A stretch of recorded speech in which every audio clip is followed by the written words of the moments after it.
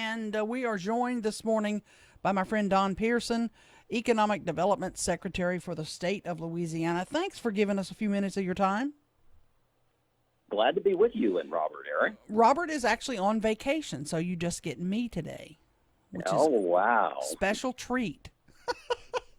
I A got vacation, what is that? Yeah, exactly. No kidding. I got to ask you, a Libbey Glass plant, they've finally given us a date.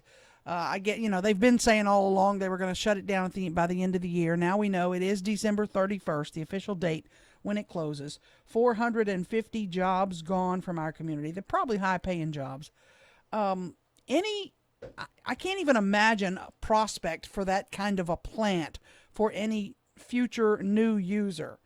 Am I crazy? No, I think that's pretty accurate, Aaron. Certainly we're going to work hard, and we have worked hard really over the last year when this news was first announced. Worked with your local elected officials and the mayor, trying to find any way that we could not to lose this long-term partner that we've had in Shreveport for so many years. And certainly over the last 20, 30 years, we have been their partner to reinvest in the plant and move things along. But their flagship plant in Toledo, Ohio, where they're headquartered, is going to close. They're moving their production to Mexico. And for a host of reasons, the entire glass industry is under pressure. We stay very worried about the Ardagh plant over there in Lincoln Parish that was once the Ball Glass and then became owned by Saint-Gobain, is now got an Irish company over there today. Glass is just disappearing off the shelves of our grocery stores. You buy mayonnaise in a plastic jar and baby food in a tube. Libbey's focus was largely tableware and things of that nature. So COVID-19, the closure of restaurants and everything else impacted their sales. But they've known this for a while. We've worked to try to keep the plant here. And like AT&T, like General Motors, some of these major corporations in the past will find themselves in financial situations and make decisions. And we've got to go on and work with the strong fundamentals in Northwest Louisiana. And we'll certainly miss these important jobs in the economy. Don, we're also hearing that there may be another plant at the port that had done a lot of work for Libbey that is also going to be closing. Is there going to be some trickle down like there was with GM? There were other businesses that, just worked with GM that are now going to have to close too.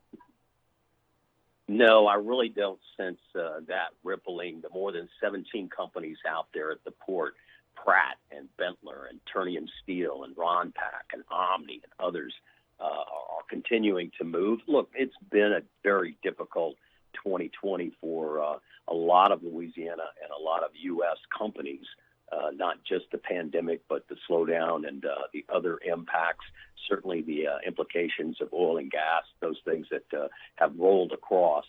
But fundamentally, we've got some things that are going to rebound and rebound rather quickly as the economy recovers in 2021 and beyond. Let's talk about that. What is likely to rebound quickly?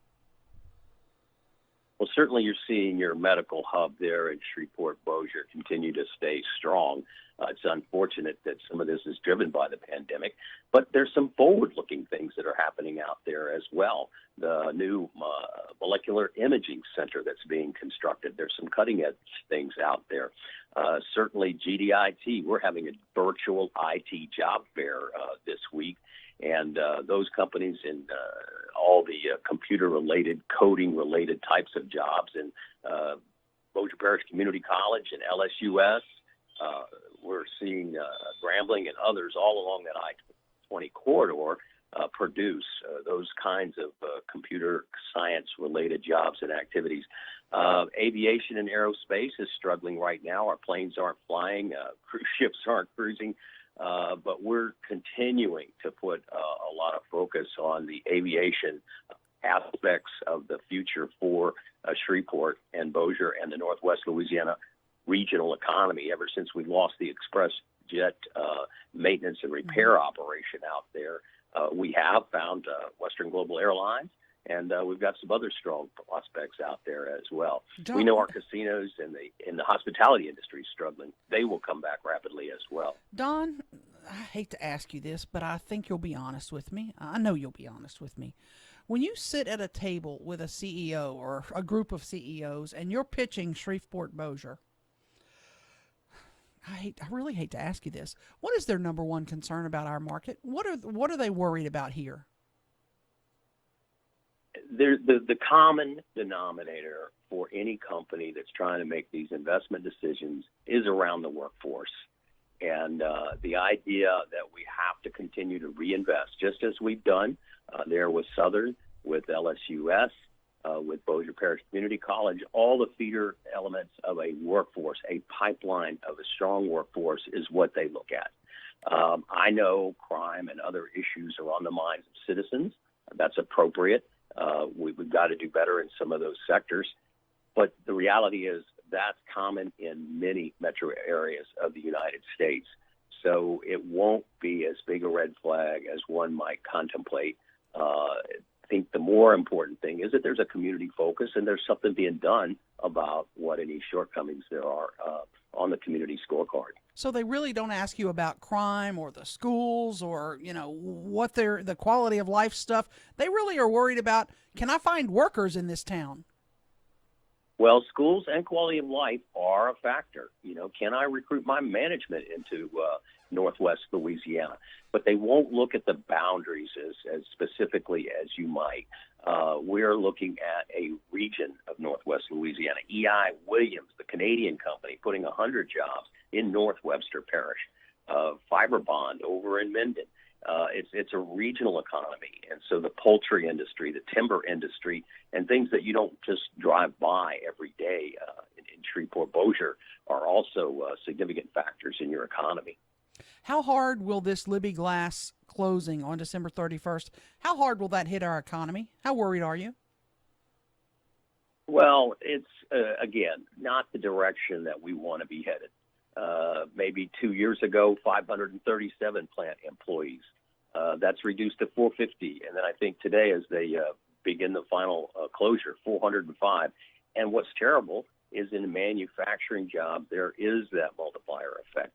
So it's more than the 405 jobs inside the fence line. That's why we fight so hard to secure manufacturing jobs, because of that strong multiplier that they have. But look, we've got a massive number of people at Barksdale, 14,500 employees there. Across that healthcare sector, 6,700 Willis-Knighton employees, 2,700 employees at the University Health System. If you tick off all your employees and all the multipliers that you have out there, it won't be a devastating closure for Shreveport Bossier. But what we've all got to do is stay focused on our fundamentals, continue to invest in education, improve the crime statistics, work on being prepared, having this certified sites in the area, and you've got a number of them. We're doing well in these areas, and the stage is set because of your fundamentals in cyber, in aviation, in tourism and hospitality, with the industrial capacity that's out at the port, with this medical regional hub that Shreveport Bossier is, with the strength of Barksdale Air Force Base. We're going to do well as the economy continues to recover in our state and moves forward into 2021 and beyond. Don Pierson, Economic Development Secretary. Thank you for your time, friend. Great to spend time with you, Aaron. You bet.